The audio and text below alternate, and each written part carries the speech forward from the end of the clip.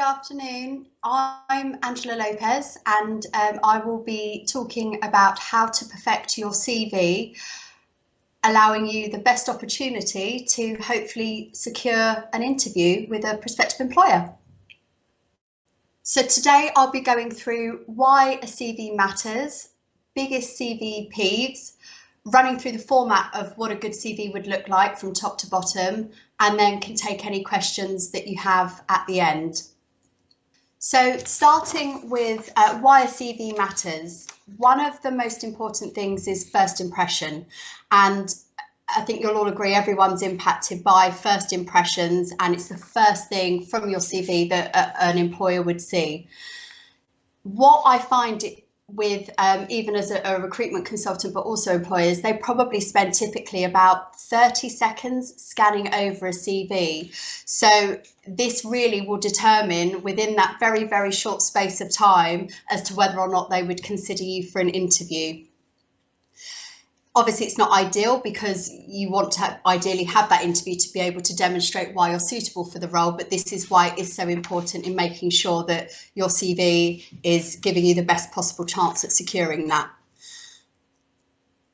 As a recruiter, I do see the hiring process from both sides. So one of the things that I do tend to find is sometimes that you can meet a candidate who you'll think is perfect for a position. However, sending their CV to a client, they're rejected because their CV isn't quite right for various reasons. So this again is why it is so important.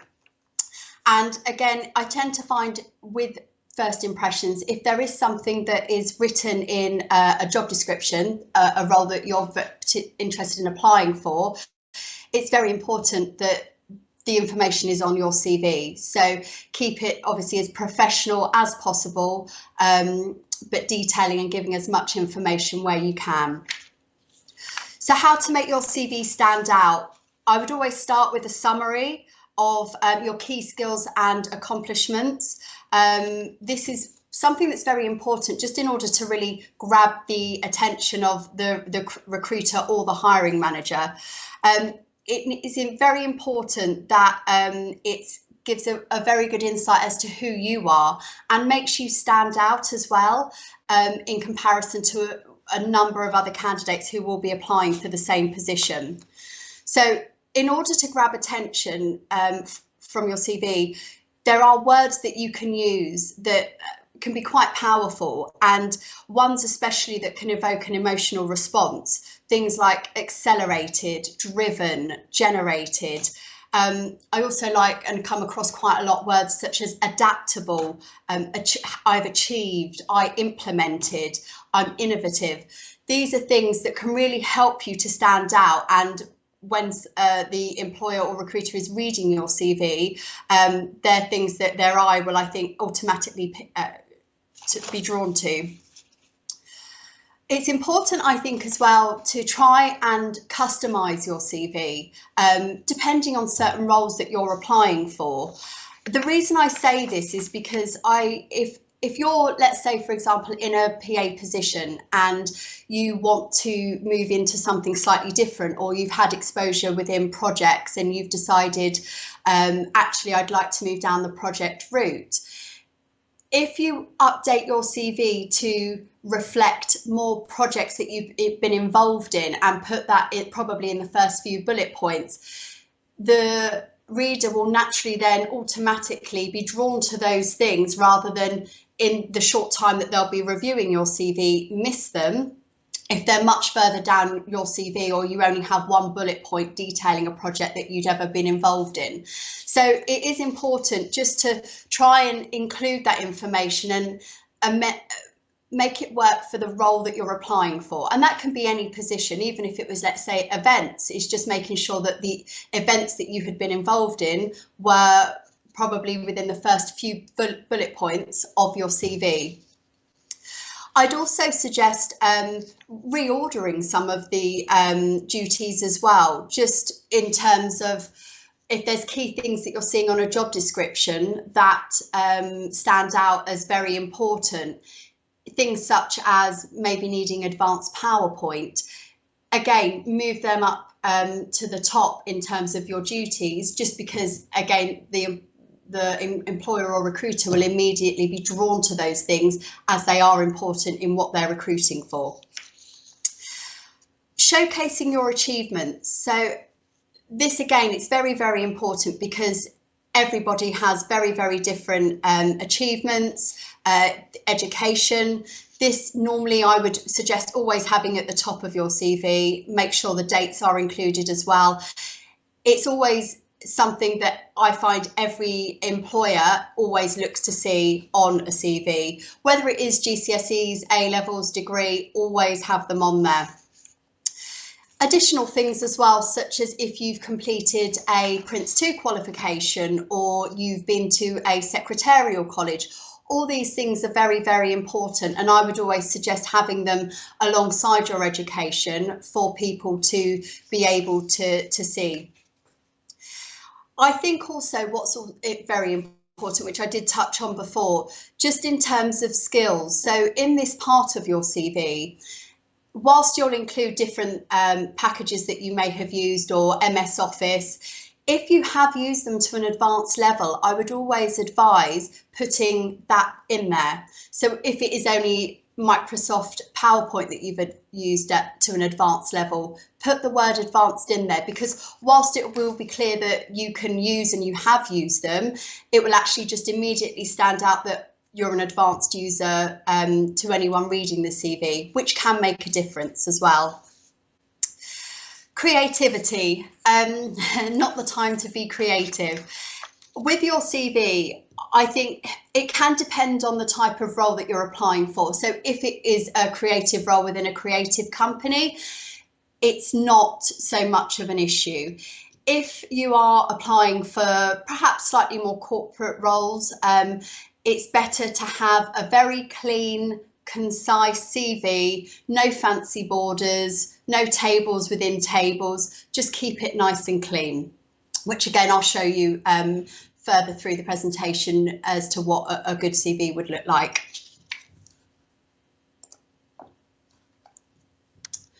Consultant pet peeves. So this is something, as a consultant, come across very, very frequently in terms of inconsistent and poor formatting. It's one of the things that I would say is probably the biggest reason as to why people, when applying for roles, are not requested for interview, because their CV is poorly formatted, inconsistent, and it just doesn't give the information as clearly as it should. One of the key things that I would always suggest is just making sure that when you're submitting your CV through, certainly to your agency, is send it through in a Word format. And the reason I say that is because obviously when submitting you forward for roles, or if there are any small changes that you may discuss with your recruiter, they can be very quickly made, and we can also include our logo on there as well. It's very important to bullet point your duties and keep these bullet points concise. Don't use paragraphs. Don't get too much information. You're better off having a couple more bullet points than having long sentences, which is when I tend to find that someone reading the CV will miss off a lot of that vital information. Another key thing in terms of consistency is if you decide to have full stops at the end of every bullet point, make sure that your CV has full stops consistently throughout. Don't just have one on the odd line and don't add them to the next. You must keep it consistent. And again, with things like the dates that you were at each company, the company name and your job title, if you decide to put them all in a bold format and font, make sure again throughout the rest of your career history that you keep that all consistent. That is very, very important. Again, I think grammar, this is something that you do come up across a lot, and it's important that you make sure that everything is correct and is consistent. whether, starting each bullet point with a capital letter. If you do it on one, do it on all of them. If you don't do it on any of them. Something I do tend to come across quite a lot, and it does get picked up by clients as well, is when CVs look as though they've been a little bit of a cut and paste job. And what I mean by that is, if you, let's say, had been in a role for a few years, and then moved in, wanted to apply for another position. So you just cut and paste the duties from your last role, because it was another team assistant position, let's say, cut and paste all those duties into your current role. And so when somebody's looking down the CV, we'll just see exactly the same, whether it be diary, travel, expenses, and then in your previous role, diary, travel, expenses. It looks lazy, and it's something that clients actually do pick up on.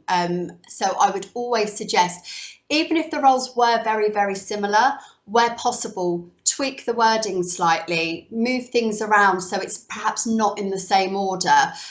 Or if there are things that normally most roles are slightly different in some way, make sure you just incorporate the differences in there, just so that it doesn't look like you've just taken the same information from your previous roles and then put it in your most recent.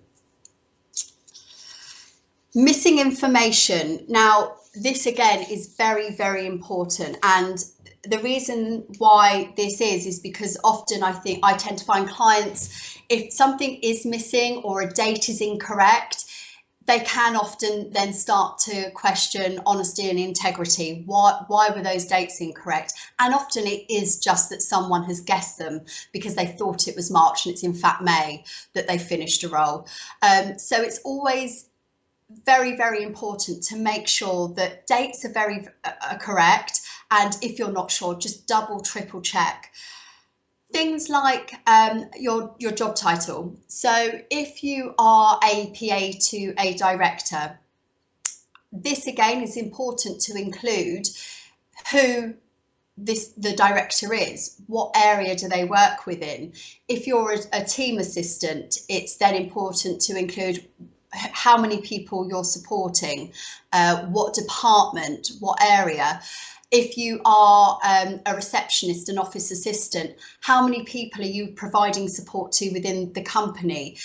They're small bits of information, but it all equally plays a very important part. So it's very important, again, to include that in your CV.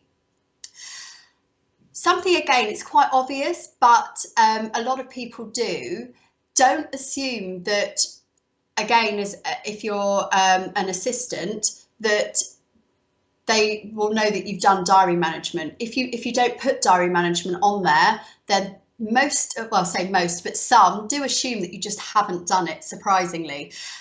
Even things like travel, if it's international, global, put that on there. Those little words, it reconfirms and reinforces that yes, you've done it, rather than them wondering, you booked travel, but was it domestic or is it international? So just make sure that, again, if you've done it, it is on your CV. Tone of voice. Consistency plays a huge part with the tone of voice as well. So with this, I think it's very important to show confidence, but not being too confident and over the top. Making sure that your achievements stand out and that you shine, but not overselling them. And I also think that you need to show a bit of personality on your CV as well, but at the same time, you must keep it professional. I think the key things to always remember and include on your CV is just that it comes across very positively. It's very professional. So it just needs to exude energy, positivity, but also because it is the first impression that anybody will see, is just making sure that it's the best one for you. Make it personal, because nobody has the same experience that you have. So again, it's promoting all your personal qualities and achievements and making sure that they clearly emerge when someone is reading your CV, just to make you stand out to different candidates that are, again, applying for the same positions. And as I touched on earlier, CVs, they're normally, you don't spend more than 30 seconds to a minute reviewing. So it's key things that are often picked out when someone is looking over in terms of what's important to them and what they're looking for in the role that they're recruiting for. So because it is such a small window, it needs to be a CV that instantly excites you and someone wants to continue reading and ultimately invite you in for an interview. So the less clutter, the better. And that's why, again, as I said, with regards to not having paragraphs and keeping bullet points concise, this is where it really does play an important part. So again, it's just making sure that with your CV, it shows your confidence, but just not too over the top at the same time. Spelling.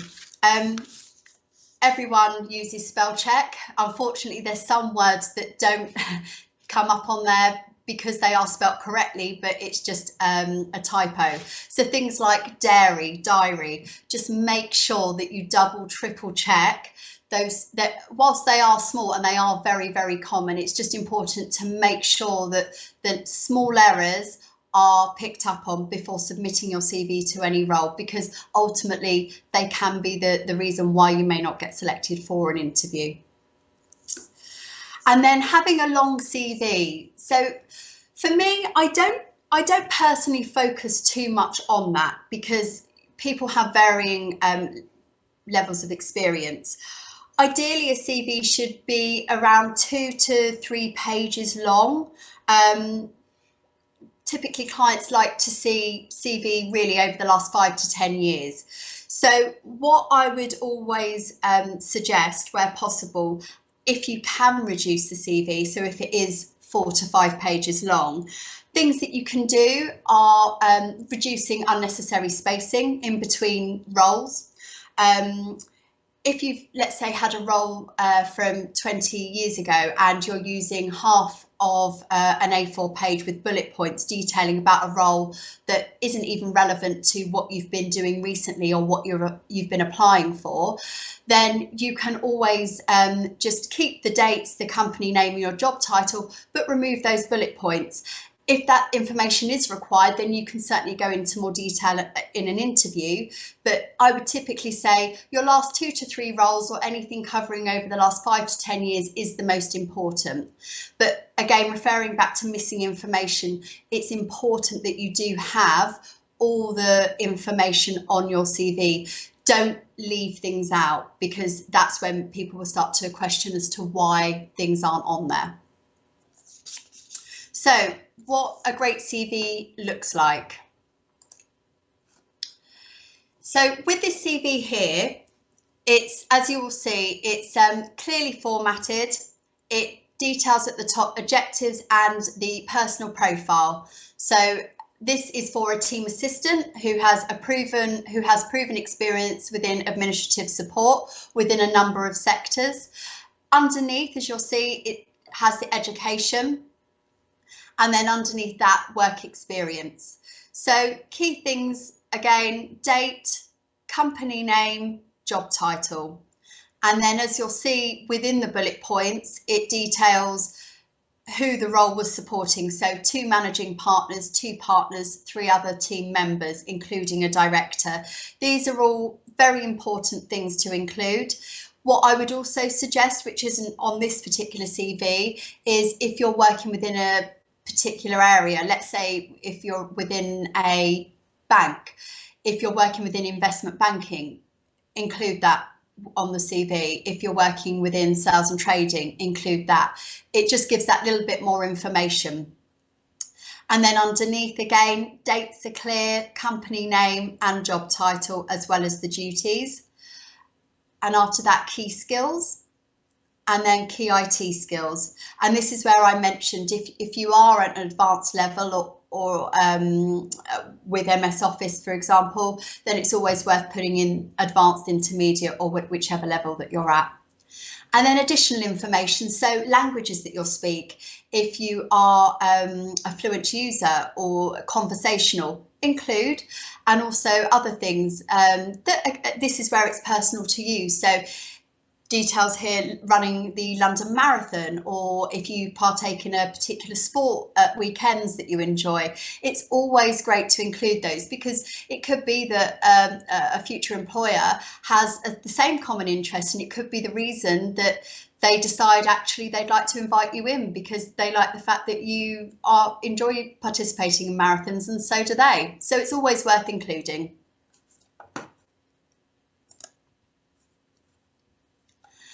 Does anybody have any questions? So there's one here that's asked if I can explain how to showcase that you are an achiever rather than a doer in examples. I think it's really just giving the example of what you've achieved. So whether that could be, if it was a project, starting it with achieved or I achieved, rather than what you did. It's really as simple as that, just including the word achieved as much as possible where you have achieved certain things. What function does the covering letter serve if the CV is adjusted to meet the job description requirements? With regards to a cover letter, it's not, obviously when we're sending CVs to clients, we do a synopsis on the candidate that we're sending and why we feel that they're suitable for a role, which is, I guess, your cover letter.